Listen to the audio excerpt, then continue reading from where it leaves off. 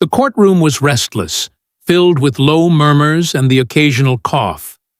In the middle of it all stood a woman who looked far too ordinary for the weight of the moment pressing down on her. She was simple in dress, her hair tied back without fuss, but her eyes carried the stillness of someone who had seen storms others could not imagine. At her side sat a dog, steady, alert, and almost unnervingly calm. When she leaned ever so slightly and whispered a single command, the entire room seemed to freeze. The judge's expression shifted in a way no one expected, and what happened next would ripple far beyond those walls. Before I tell you what happened next, tell me in the comments where you're rewatching from. I love knowing who's listening. Her name was Rachel. To the world, she was a retired Navy SEAL who had chosen the quiet life after years of service. To the courtroom, she was just another defendant, accused of stepping out of line in a system that seldom forgave mistakes. But to the dog at her side, a battle-trained shepherd named Coda, she was more than a master. She was family, protector, and friend. As Rachel whispered her command, Coda's ears perked and his muscles tensed, but he did not move. His stillness was more frightening than any outburst. The room noticed, jaws clenched, breath caught. Even the bailiff shifted uneasily. What could a single word do? Rachel's thoughts wavered between fear and determination. She hadn't wanted to reveal her past.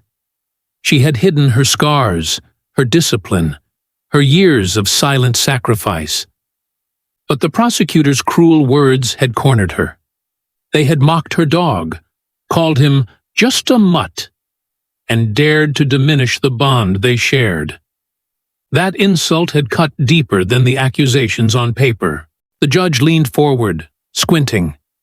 Something in Rachel's posture, in Coda's still readiness, told him this was no ordinary defendant. He felt the tension ripple across the gallery, whispers swelling and breaking like waves. "Did you see that?" one woman gasped. Another clutched her chest, whispering prayers beneath her breath. Rachel closed her eyes for a heartbeat, hearing echoes of commands shouted across deserts and seas, remembering nights when Coda had pulled her back from the edge of death. She whispered again, softer this time. Coda obeyed, bowing his head, a gesture so precise and disciplined it silenced the room. This wasn't a trick. This was a soldier responding to his commander. The judge's gavel trembled in his hand. For the first time in years, he hesitated. His role demanded distance, but his heart stirred. What was justice here? To condemn a woman who had given her life to service?